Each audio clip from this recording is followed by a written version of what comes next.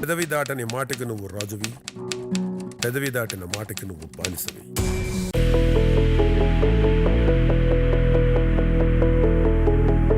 రాజకీయాల్లో ఉండే వాళ్ళకి మాట్లాడడమే వృత్తి. అందులో సాధ్యాసాధ్యాలను మర్చిపోయి హామీ ఇచ్చి తప్పడం ఒక ప్రవృత్తిలా మారిపోయిన రోజులు.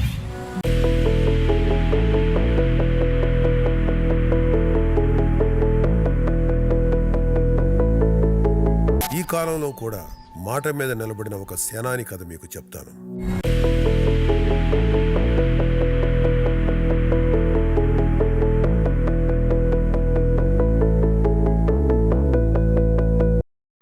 కాకినాడ సెస్.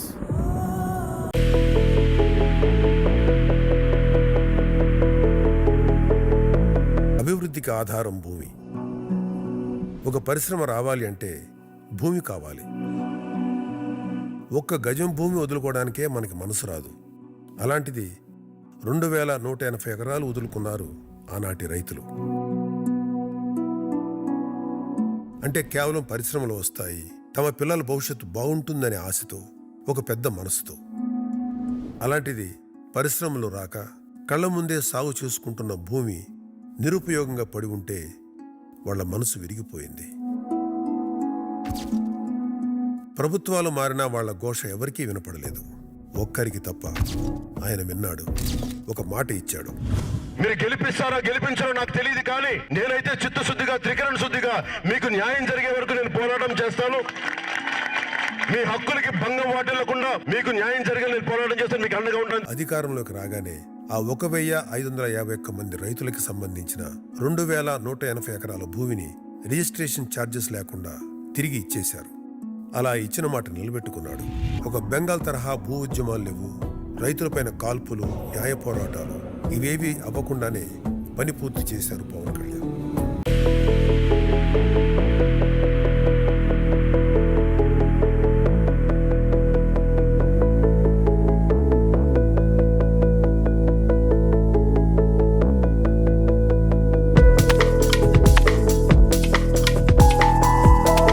ఆరోగ్య బీమా. మనం హక్కుల గురించి వింటుంటాం. స్వేచ్ఛగా మాట్లాడడం, దేశంలో ఎక్కడైనా బతకగలగటం, మన భావాల్ని తెలియచేయగలగటం, ఇవన్నీ. కానీ మనం వినని ఒక హక్కు మనకు ఉంది. మనిషిగా పుట్టినందుకు ఆరోగ్యంగా బ్రతకగలగడం కూడా మన హక్కే. మన బ్రతుక్కి ఒక భరోసా ఉండాలని నిత్యం కాంక్షించే వ్యక్తి పవన్ కళ్యాణ్. ఆ ఆకాంక్షే అప్పట్లో కొన్ని వేల మంది జన సైనికులకి బీమా కల్పించేలా చేసింది. కానీ ఆయన అక్కడితో సంతృప్తి చెందలేదు.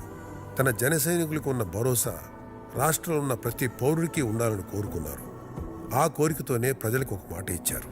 నా కోరిక ఏముంది అంటే, ప్రతి కుటుంబాన్ని నేను జనసేన పార్టీ తరపు నుంచి ఎవరికన్నా ప్రాణాలు పోతే 5 లక్షలు ఇస్తా ఉన్నాం.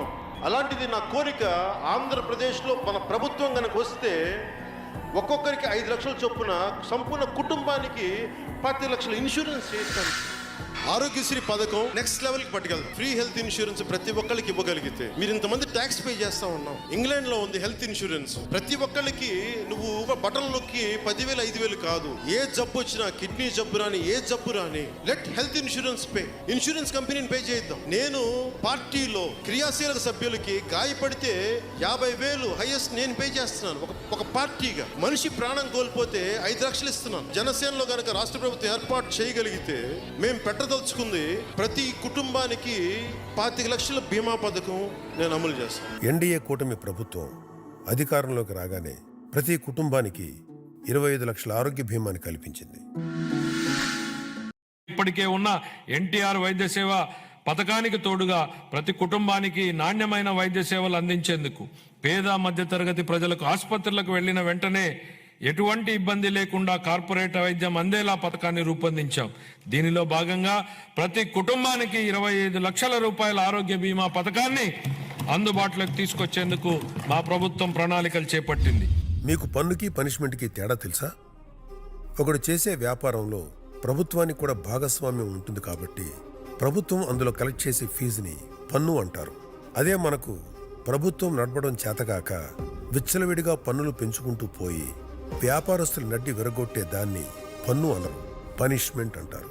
అలాంటి పనిష్మెంట్ ట్యాక్సే గత ప్రభుత్వంలో గ్రీన్ ట్యాక్స్ రూపంలో ట్రాన్స్పోర్టర్స్ మీద వేశారు. 1500 రూపాయల నుంచి 3000 రూపాయల వరకు ఉండే ట్యాక్స్ని సుమారు 20,000 వరకు పెంచి 9.56 లక్షల ట్రాన్స్పోర్టర్స్ మీద గుదిబండలా మోపారు.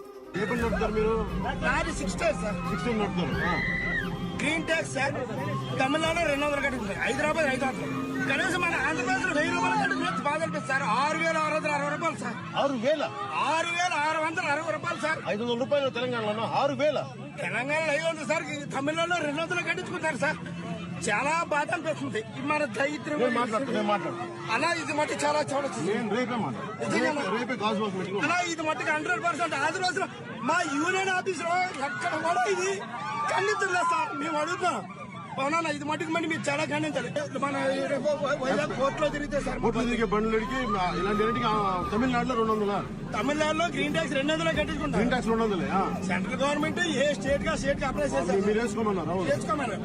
మనకి 1000 రూపాయలు 1,500 మాకు బాధ అనిపిస్తుంది సార్. కూటమి ప్రభుత్వం అధికారంలోకి రాగానే ఈ ట్యాక్స్ని ఓల్డ్ స్లాబ్కే మార్చి 9.56 లక్షల మంది వెహికల్ ఓనర్స్ ఊపిరి పీల్చుకునేలా చేశారు. అంతకుముందు 200 రూపాయలు లేతే క్వార్టర్కి ఉన్న ట్యాక్స్ని గత ప్రభుత్వం దాదాపు 20,000 వరకు కూడా పెంచేసింది.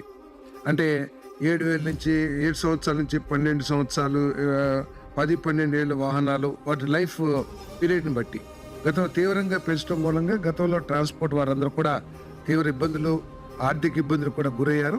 మరి దాన్ని సవరిస్తూ గత విధానంలో 20,000 వరకు ఉన్న పన్నును ఇప్పుడు 1,500 నుంచి 3,000 వరకు తగ్గించడం జరిగింది. ఈ నిర్ణయం ద్వారా 9,56,429 మందికి లబ్ధి చేకూరుతుందని చెప్పేసి మనం